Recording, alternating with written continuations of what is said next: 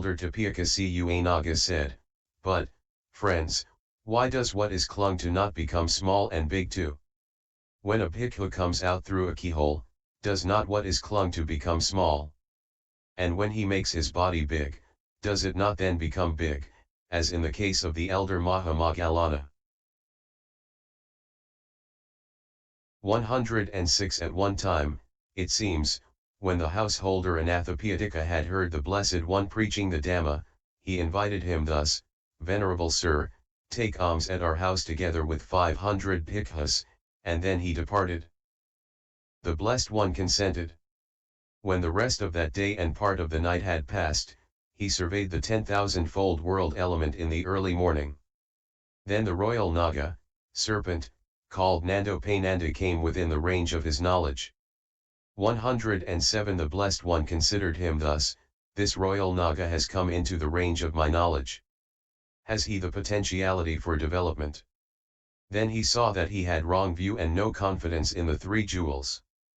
399 He considered thus, "Who is there that can cure him of his wrong view?" He saw that the Elder Maha Moggallana could. Then when the night had turned to dawn, after he had seen to the needs of the body, he addressed the Venerable Ananda, "Ananda, tell 500 bhikkhus that the Perfect One is going on a visit to the gods." 108 It was on that day that they had got a banqueting place ready for Nandopananda. He was sitting on a divine couch with a divine white parasol held aloft, surrounded by the three kinds of dancers 18 and a retinue of Nagas, and surveying the various kinds of food and drink served up in divine vessels. Then the Blessed One so acted that the royal Naga saw him as he proceeded directly above his canopy in the direction of the divine world of the 33, accompanied by the 500 bhikkhus. 109 Then this evil view arose in Nandopananda the royal Naga, "There go these bald-headed monks in and out of the realm of the 33 directly over my realm. I will not have them scattering the dirt off their feet on our heads." He got up, and he went to the foot of Sinaru. Changing his form, he surrounded it 7 times with his coils. Then he spread his hood over the realm of the 33 and made everything there invisible. 110 The Venerable Rahapala said to the Blessed One, "Venerable Sir, standing in this place formerly I used to see Sinaru and the ramparts of Sinaru 19 and the 33, and the Vijayantha Palace, and the flag over the Vijayantha Palace. Venerable Sir, what is the cause, what is the reason, why I now see neither Sinaru nor the flag over the Vijayantha Palace? This royal Naga called Nandopananda is angry with us." Rahapala: "He has surrounded Sinaru 7 times with his coils, and he stands there covering us with his raised hood, making it dark. I will tame him, Venerable Sir." But the Blessed One would not allow it. Then the Venerable Bhaddiya and the Venerable Rahula and all the bhikkhus in turn offered to do so, but the Blessed One would not allow it. 111 Last of all the Venerable Maha Moggallana said, "I will tame him, Venerable Sir." The Blessed One allowed it, saying, "Tame him, Moggallana."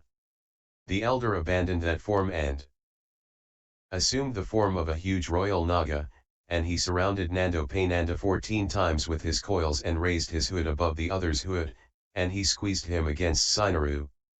The royal Naga produced smoke. 400 The elder said, "There is smoke not only in your body but also in mine," and he produced smoke. The royal Naga's smoke did not distress the elder, but the elder's smoke distressed the royal Naga. Then the royal Naga produced flames. The elder said, "There is fire not only in your body but also in mine," and he produced flames. The royal Naga's fire did not distress the elder, but the elder's fire distressed the royal Naga. 112 The royal Naga thought, "He has squeezed me against Sinaru, and he has produced both smoke and flames." Then he asked, "Sir, who are you?" "I am Moggallana, Nanda, Venerable Sir, resume your proper bhikkhu state." The elder abandoned that form, and he went into his right ear and came out from his left ear, then he went into his left ear and came out from his right ear.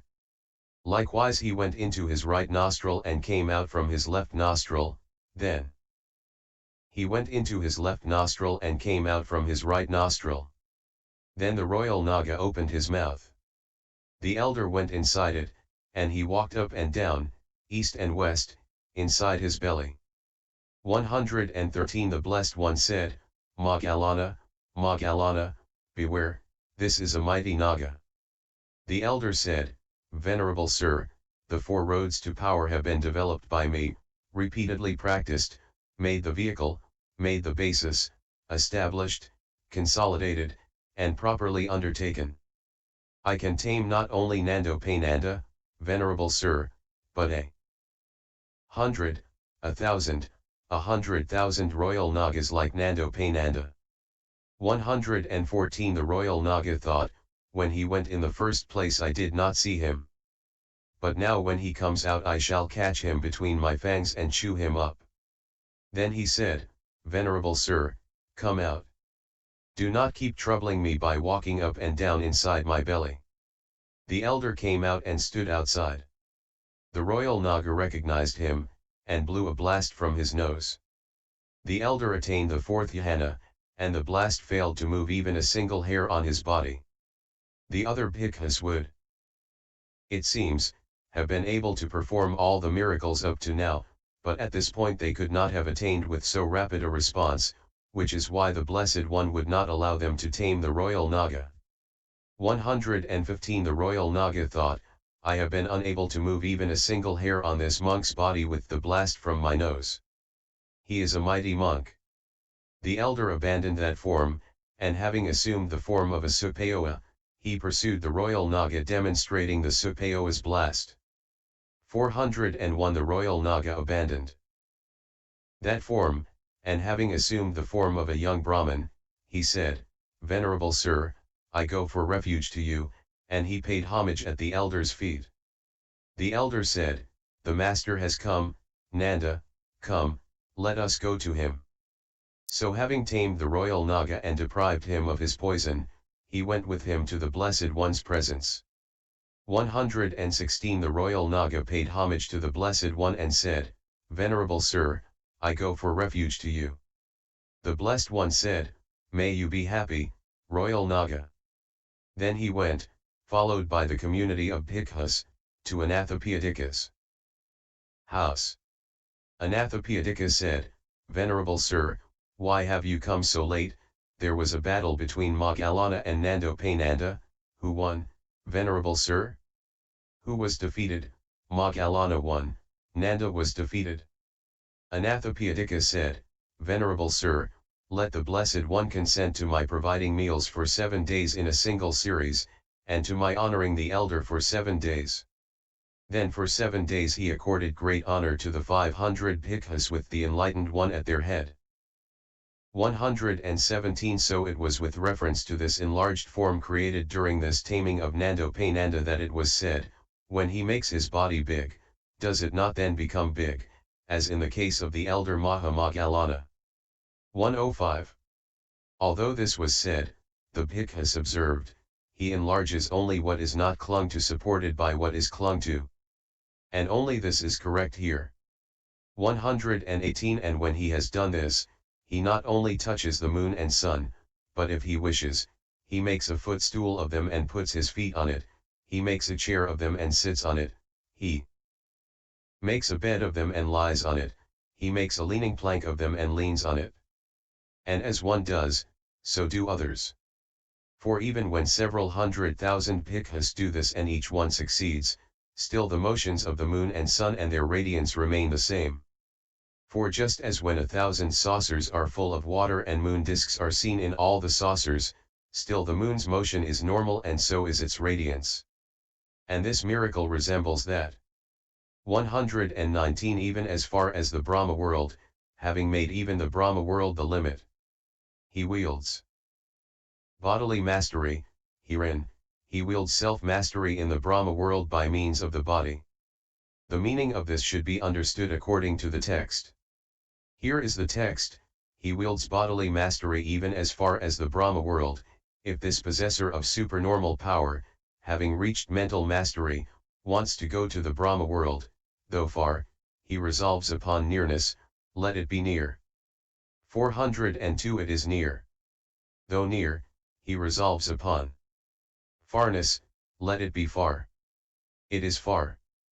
Though many, he resolves upon few, let there be few. There are few. Though few, he resolves upon many, let there be many. There are many. With the divine eye he sees the fine material visible form of that Brahma. With the divine ear element he hears the voice of that Brahma. With the knowledge of penetration of minds he understands that Brahma's mind.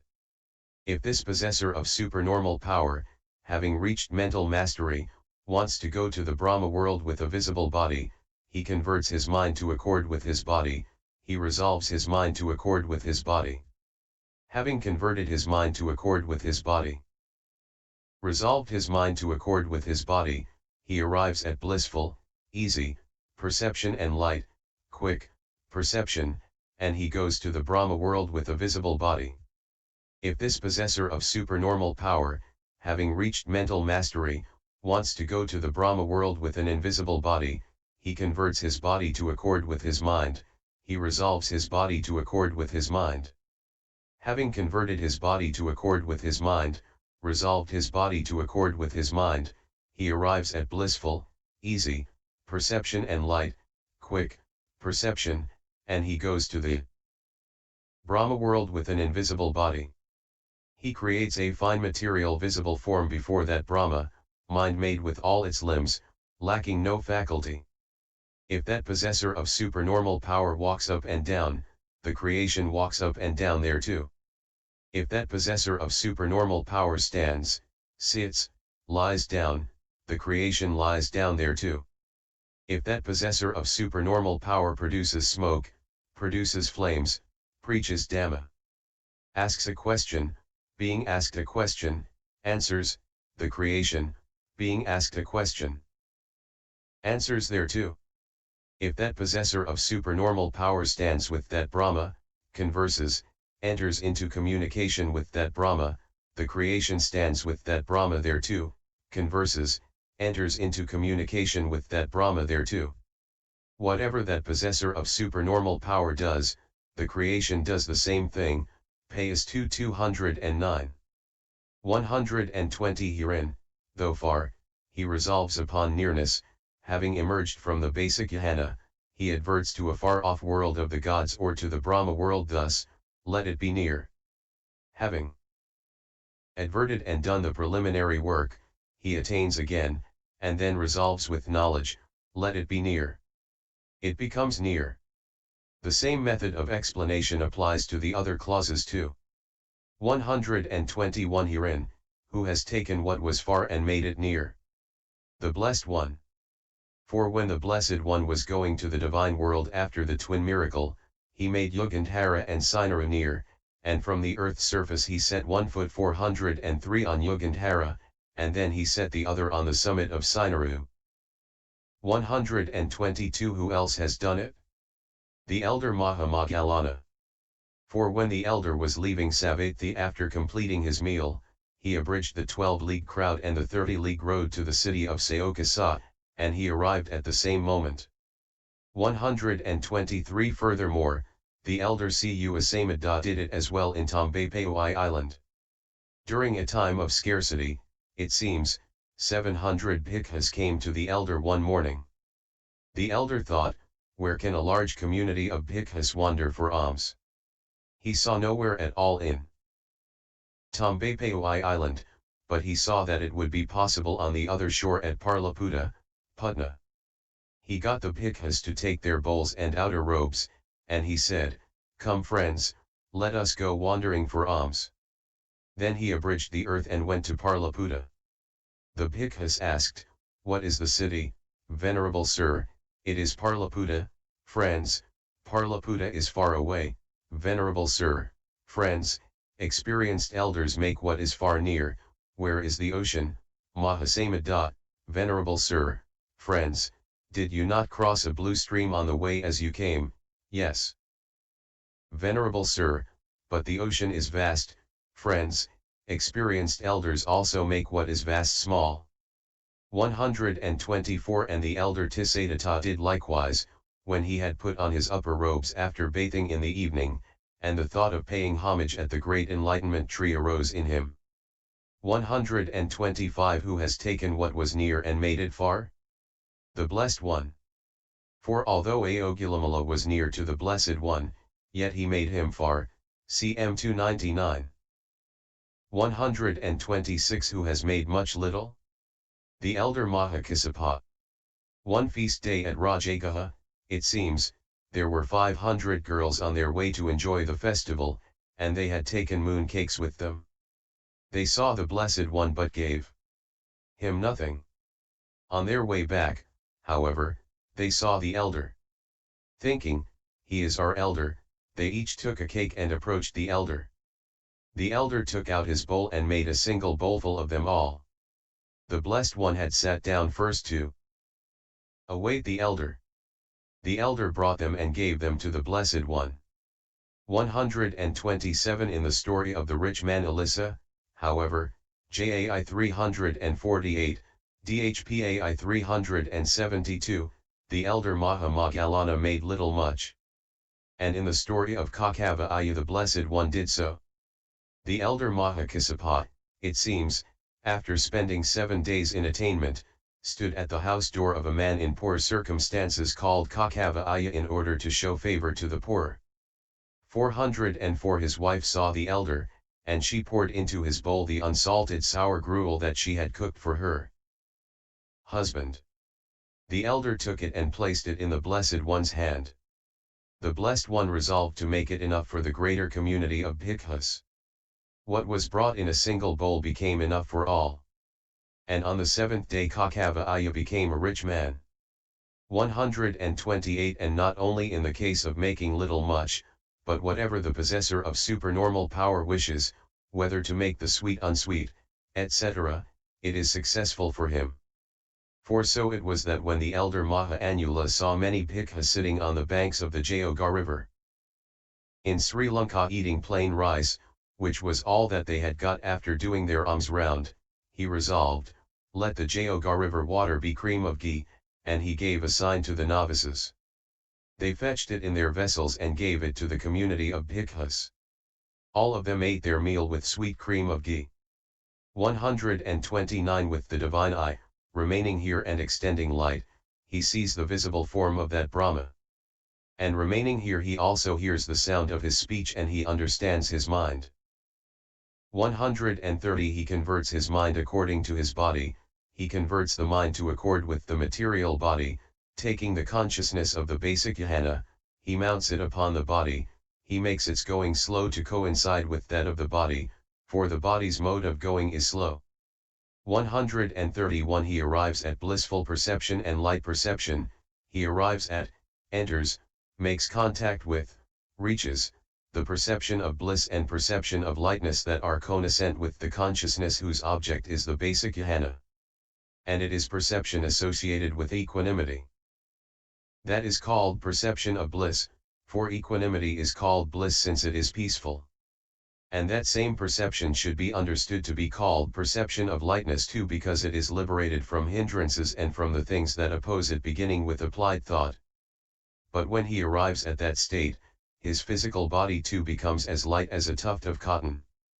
He goes to the Brahma world thus with a visible body as light as a tuft of cotton wafted by the wind. 132 As he goes thus, if he wishes, he creates a path in space by means of the earth keyhole and goes on foot. If he wishes, he resolves by means of the air keyhole that there shall be air, and he goes by air like a tuft of cotton. Moreover, the desire to go is the measure here. When there is the desire to go, one who has made his mental resolve in this way goes visibly, carried by the force of the resolution like an arrow shot by an archer. 405. 133 He converts his body to accord with his mind, he takes the body and mounts it on the mind. He makes its going swift to coincide with that of the mind, for the mind's mode of going is swift. He arrives at blissful perception and light perception, he arrives at perception of bliss and perception of lightness that are connascent with the supernormal power consciousness whose object is the material body. The rest should be understood in the way already described. But here there is only the going of consciousness. 21. 134 When it was asked, as he goes with an invisible body thus, does he go at the moment of the resolution consciousness's arising or at the moment of its presence or at the moment of its dissolution? An elder replied, he goes in all three moments, but does he go himself, or does he send a creation? He does as he pleases. But here it is only the going himself that has been given in the text. 135 Mind made because created by the mind in resolution. Lacking no faculty, this refers to the shape of the eye, ear, etc., but there is no sensitivity in a created visible form. 22 If the possessor of supernormal power walks up and down, the creation walks up and down there too, etc., all refers to what a disciple creates, but what the Blessed One creates does whatever the Blessed One does, and it also does other things according to the Blessed One's pleasure. 136 When this possessor of supernormal power, while remaining here, sees a visible object with the divine eye, hears a sound with the divine ear element, knows consciousness with the penetration of minds, he does not wield bodily power in doing that. And when, while remaining here, he stands with that Brahma, converses, enters into communication with that Brahma, he does not wield bodily power in doing that. And when he makes his resolve described in the way beginning though far, he resolves upon nearness, he does not wield bodily power in doing that. And when he goes to the Brahma world with a visible or an invisible body, he does not wield bodily power in doing that. But when he enters upon the process described in the way beginning, he creates a visible form before that Brahma, mind made, then he wields bodily power in doing that. The rest, however, is said here for the purpose of showing the stage prior to the wielding of the bodily power. This, firstly, is a success by resolve. 45. 137 The difference between a success as transformation and b success as the mind-made body, is as follows, see 22, 24, 25, 45. A. 1. Firstly, who performs a transformation. 406 should resolve upon whatever he chooses from among the things beginning with the appearance of a boy, described as follows, he abandons his normal appearance and shows the appearance of a boy or the appearance of a Naga, serpent, or the appearance of a Supayoa, winged demon, or the appearance of an Asura, demon, or the appearance of the ruler of gods, Indra, or the appearance of some other sensual sphere deity, or the appearance of a Brahma, or the appearance of the sea, or the appearance of a rock, or the appearance of a lion, or the appearance of a tiger, or the appearance of a leopard, or he shows an elephant, or he shows a horse, or he shows a chariot, or he shows a foot soldier, or he shows a manifold military array. Payas 210. 138 And when he resolves he should emerge from the fourth jhana that is the basis for direct knowledge and has one of the things beginning with the earth keyhole as its object, and he should advert to his own appearance as a boy. After adverting and finishing the preliminary work, he should attain again and emerge, and he should resolve thus, let me be a boy of such and such a type. Simultaneously with the resolve consciousness he becomes the boy, just as Devdatta did. Ven I 185, Dhpa I 139.